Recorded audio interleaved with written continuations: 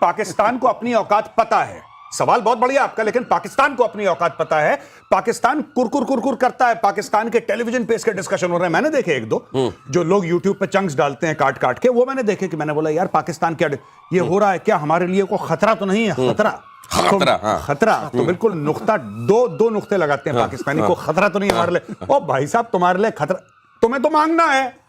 तुम्हारे लिए क्या खतरा हो सकता है? तुम्हें तो मांगना है। ये कह रहे हैं ये तो हाथ मिला रहे हैं, वो तो कटोरा मिलाना है। तो वहां कहाँ, मतलब देश में आप बताइए जिससे आप हाथ नहीं, ये एक बड़ी अच्छी बात होती है।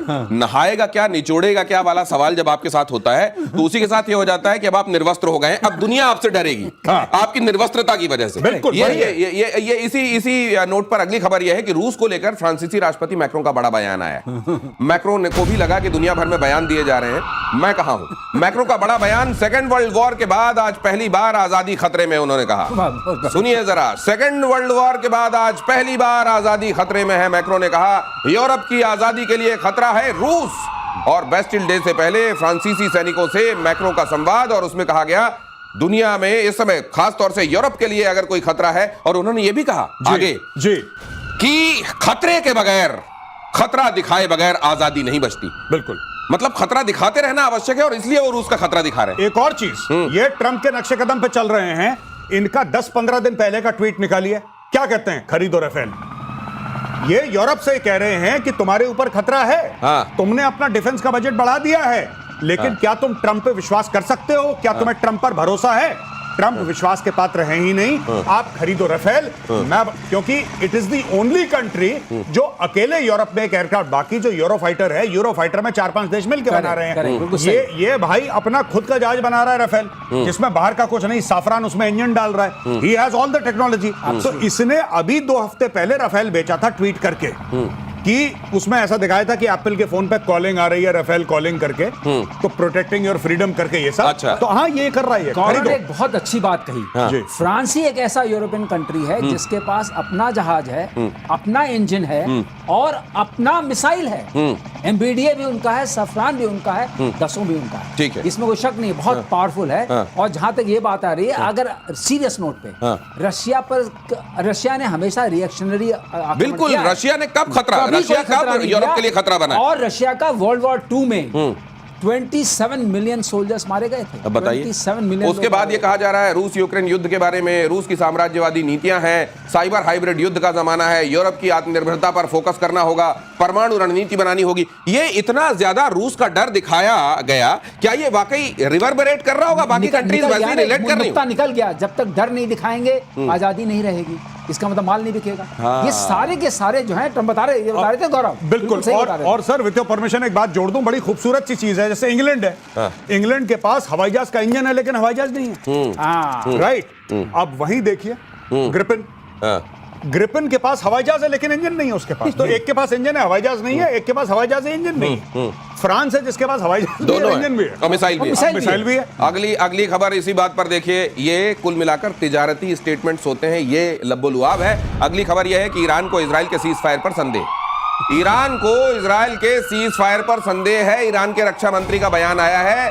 अजीज नसीर जादेह ने कहा है कि ये एक अस्थायी और अस्पष्ट युद्ध विराम है। ईरान अब भी युद्ध के लिए तैयार है। आखिरकार इन्होंने ट्रंप को पढ़ लिया, मतलब नहीं। ट्रंप के ये तो हर तीसरे दिन बयान देते हैं, हम छोड़ेंगे नहीं, हम मार देंगे। अगली बार तुमने करा तो फिर तुम देख लेना, यहां से मत आना, घूर के मत देखो। ये पता नहीं। अच्छा, इजराइल के बारे में ये अच्छा लगता है मुझे, इजराइल बयान नहीं देता।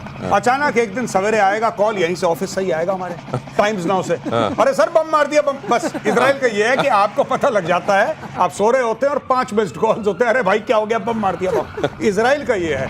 ईरान जो है, ईरान अटैक नहीं कर रहा है, ईरान बयान दे रहा। उसने एक एक करके देखा, अभी हमारी सारी मिसाइलें खत्म हो गई हैं भाइयों, हमारे सारे बम खत्म हो गए, हमारे न्यूक्लियर को तबाह कर दिया है, हमारी बैलिस्टिक मिसाइल लगभग 2-3 बाकी हैं। जब तक ये नहीं बन जाता दोबारा बयान देते रहो, तब तक डेली तुम बयान दागो टेल अवीव पे, कुछ ना कुछ तो बयान गिरेगा वहां तक, है ना। एक बयान गिरा, हाइपरसोनिक बयान है भाई साहब, ये हाइपरसोनिक है। एक सुपरसोनिक बयान जा रहा है कि हम मार देंगे, और ये स्टेल्थ बयान है। ये स्टेल्थ बयान है। ये दिया तो पता नहीं लगा किसी को, ये ऐसा बयान है कि दे भी दिया, पता नहीं लगा क्या दिया। ये स्टेल्थ बयान है हमारा। तो इसी नोट पर अगली खबर देखिए, यूक्रेन ने रूस पर ड्रोन अटैक किया।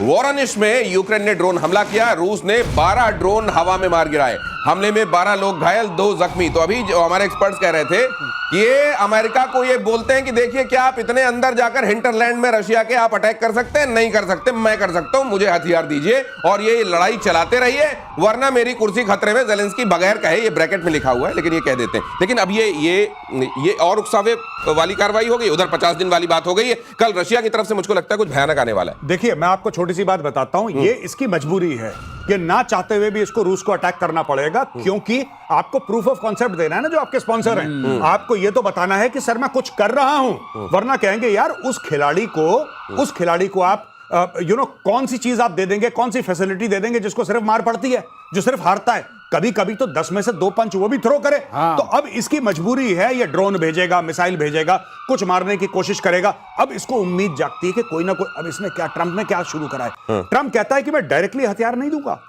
मैं हथियार बेचूंगा नेटो को। ट्रंप हथियार नेटो को बेचता है, नेटो खरीदता है हथियार, वो हथियार नेटो भेजता है यूक्रेन, जिससे रूस पर हमला कर रहा है। ये तो ये सब चीजें चल रही है मार्केटिंग वाली। वॉरेन जो बात की सबसे नोट करने वाली है, पहले अमेरिका हथियार देता था और अब बेच रहा है कि 32 के 32 मिलके खरीदो, अब दो। तुम कह रहे हो नाटो के ऊपर गड़बड़ है, गजब है, लेकिन खरीदो। ये स्ट्रेटजी कमाल है। पहले अमेरिका ने कहा आओ एक संगठन बनाएं, हर कोई उसमें कंट्रीब्यूट करेगा, हम सब मिलकर उसको बनाएंगे और चलाएंगे, आओ नेटो बनाएं। सब आ गए, सबने कंट्रीब्यूट कर दिया। उसके बाद कुछ दिनों बाद जब वो एक बड़ी लड़ाई छिड़ गई, उन्होंने कहा नहीं, अब सब लोग अपना अपना डिफेंस बजट बढ़ाओ और मेरी मशीनरी खरीदो, 5% बढ़ा। दिनेश याद होगा तुमको, हम लोगों ने कहा था एक शो में कि ये पहला आउटसोर्स वॉर है जो हम लोग देख रहे हैं। हाँ सही बात, वॉर इटसेल्फ इज आउटसोर्स। सही बात है, उधारी की लड़ाई, उधार में चलने वाली लड़ाई। बांग्लादेश की अंतरिम सरकार के मुखिया, इधर देख लीजिए जरा, ये आम बात है, इसलिए ध्यान से सुनिएगा। बांग्लादेश की अंतरिम सरकार के मुखिया मोहम्मद यूनुस ने भारत को भेजे हैं 1000 किलो आम। प्रधानमंत्री मोदी और राजनयिकों के लिए गिफ्ट भेजे। पश्चिम बंगाल और त्रिपुरा के सीएम को भी आम का तोहफा, और तोहफे में हरिभंगा किस्म की आम भेजा गया है। भारत के साथ रिश्तों को बेहतर बनाने की कोशिश। एक तो ये हरिभंगा पता नहीं किस तरह का नाम इन्होंने रखा है, और हमारे यहाँ इतनी सारी वैरायटी होती है कि आई एम श्योर कि ये पक्का यहाँ बांग्लादेशी डिटेन करके जहां रखे गए होंगे ना, वहां ये आम भेज दिया जाएगा। कम से कम हमारे पीएम तो नहीं खाने वाले इसको। लेकिन ये कहना क्या चाहते हैं? आम, अरे काम अच्छे कर लो यार, आम क्यों भेज रहे हो? आम क्यों भेजे इन्होंने? आम इन्होंने इसलिए भेजने हैं क्योंकि अब ये चारों तरफ से फंस गया है। देखिए साफ सीधी बात है, फिर मैं कहता हूं जब आप कंफ्यूज हो जियोपॉलिटिक्स में, सबसे पहले नक्शा देखो। ठीक है, बांग्लादेश के 2 नेबर हैं, एक म्यांमार जिसके साथ इतनी छोटा सा बॉर्डर है उसका, इतना सा ना के बराबर, और दूसरा भारत 4000 किलोमीटर से ज्यादा। आप भारत को उल्टा सीधा बोलिए, गालियां दीजिए, भारत को ये कर देंगे, मार देंगे, ये कर देंगे, मोदी अच्छा आदमी बुरा आदमी, आपको जो करना है करो। एंड में बिना भारत के आपके काम नहीं चलता, और जब नहीं चलता है काम तो भेजने पड़ते हैं आम। और ये दरभंगा का भंगा ले लेते हैं और हरदोई का हरि ले लेते हैं और अपने यहाँ आम का नाम बना लेते हैं, हरिभंगा। अरे यार नाम तो अच्छा रख लो। बहुत धन्यवाद सर, बहुत धन्यवाद आज प्रतिशोध में पधारने के लिए। Thank you so much. Issue ये है कि आपको बचाया कैसे जाए, वहां पे इन सब चीजों को बचाया कैसे जाए। वहां पे रोज अटैक हो रहे हैं, आप जानते हैं ना बलोच क्या कर रहे हैं। बलोच ने मार मार के हलवा बना दिया इन लोगों का। अभी ऑपरेशन बम खत्म हुआ है कल परसों, तो इन्होंने ये फोर्स इसलिए बनाई है, इसमें डालेंगे एक्स सर्विसमैन, इसमें डालेंगे और लोग, और मिली जुली एक फोर्स होगी। और आर्मी की इज्जत बचाने के लिए आपको कोई चाहिए ना जिसकी बेइज्जती हो, तो पाकिस्तान फौज को हटाएंगे वहां से। अब ये होने वाला है, आप देख लेना। पकड़ा गौरव, बहुत बढ़िया, क्या नुक्ता पकड़ा है।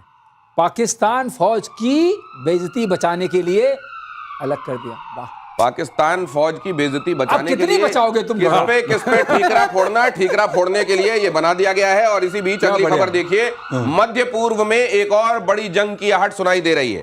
सीरिया पर इजराइल का बहुत बड़ा हमला, सीरियाई सैन्य टैंकों को निशाना बनाया गया। रूस धार्मिक अल्पसंख्यकों के पक्ष में इजराइल। अब यहां क्या हो सकता है? यहां पे देखिए, ये जो अहमद अल शरा है, ये अहमद अल शरा जो है, ये भाई जो था पहले इस्लामिक स्टेट और अलकायदा का टेररिस्ट था। ठीक है, इसके ऊपर 10-15 मिलियन की बाउंटी थी, जो कि यूनाइटेड स्टेट्स ऑफ अमेरिका ने बोला था कि जिंदा या मुर्दा इतने पैसे मिलेंगे। आज की तारीख में वही बंदा ट्रंप से हाथ मिला रहा है। वो जा रहा है, ट्रम्प से मिल रहा है, साइडलाइंस ऑफ मल्टीलैटरल मीटिंग्स में वो जाके ट्रम्प के साथ फोटो खिंचवा रहा है। अब इशू ये है कि इजराइल की मजबूरी है। ईरान दोबारा अगर इस्तेमाल करता है जमीन और दोबारा आर्म करता है हिजबुल्लाह को और हमास को, तो बीच में आता है सीरिया। अगर इजराइल ने सीरिया की कमर नहीं तोड़ी और अगर इजराइल सीरिया को जाने देता है कि चलो हमारा अब कंट्रोल नहीं है, तो ये लोग इजराइल को ठोक देंगे। इसलिए इजराइल के लिए जरूरी है ये चीज। और दिनेश, जो ड्रूज की बात हो रही है, ड्रूज जो है इजरायली आर्मी, एयरफोर्स, नेवी में भी हैं। करेक्ट। ये वहां की बड़ी वो बफर के तरह रखते हैं और उस एरिया को इन्होंने पहले भी, जैसे ही ये आए थे शारा, तो उनके आते ही उन्होंने पहले अटैक किया था, तो वो सारा एरिया कंट्रोल किया हुआ है। वो चाहते हैं वो बफर बना रहे और ड्रूज को ये हमेशा सपोर्ट करेंगे क्योंकि ड्रूज इनके फेवर में काम करते हैं। सर, लेकिन मैं ये सोचता हूं इजराइल का क्या मादा है। हाँ। उधर हमास के साथ, इधर हिजबुल्लाह हूती से तो निपट ही रहा है, उधर ईरान से अभी ताजा निपट के हटा है और इधर सीरिया वालों को देखने लगा। ये कितना मादा है उसमें और कितने रिसोर्सेस, क्या वेल है उसकी। इसी कहते हैं प्रतिशोध। ये आपके प्रतिशोध की तरह है, गजब चलता रहेगा। ये प्रतिशोध इजराइल से सीखना चाहिए। इतना ये नक्शे में जैसा कहा जाता है कि आप ढूंढेंगे, जूम करके ऐसे निकालना पड़ेगा तब दिखाई देगा, लेकिन मादा देखिए।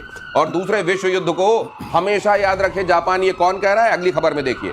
दूसरे विश्व युद्ध को हमेशा याद रखे जापान। चीन ने जापान को दी सीधी धमकी। फिलीपींस को लेकर चीन और जापान में अब टकराव की स्थिति बन गई है। फिलीपींस को जहाज दे रहा है जापान और इस चर्चा से नाराज है चीन। ये मतलब याद दिला रहा है कि जरा वो वाला तुम परमाणु बम वाली स्थिति याद रखो। पानी बहुत बह गया है, इसको भी मालूम होना चाहिए। ये कुछ नहीं है, चूरन खिला रहा है चीन, गीदड़ भपकी है। ये कह रहा है सेकेंड वर्ल्ड वॉर को याद रखो। मैं चाइना को दिलाना चाहता हूं याद सेकेंड वर्ल्ड वॉर के पहले की। और चाइनीज शायद भूल गए हैं कि जापान ने चीन के ऊपर राज करा। हाँ। भूल गए हैं कि जिनको धमकियां दे रहे हो वो तुम्हारी छाती में उन लोगों ने कई दशकों तक मूंग दली है, तुम्हारे ऊपर राज करा है। तो एक बात क्लियर रखना। दूसरी चीज, चाइना का क्या लेना देना सेकेंड वर्ल्ड वॉर में? अरे भाई, उसके ऊपर एटम बम गिराया किसने? अमेरिका ने। किसके बीच में लड़ाई हुई है? पूरी की पूरी रशिया वहां से आ रहा था, अमेरिका यहां से आ रहा था कि हड़प लेंगे जापान को। एक रेस लगी, तो उसके बीच में अमेरिका ने जो एटम बम मारे थे उसमें, फैटमैन और लिटिल बॉय, हिरोशिमा और नागासाकी में, उसके 2-3 कारण थे। सबसे बड़ा कारण यह था कि भाई आपको पूरी लड़ाई को मैनेज करना और लड़ाई को खत्म करना है आपको, सेकेंड वर्ल्ड वॉर। दूसरी चीज, अगर आप एटम बम नहीं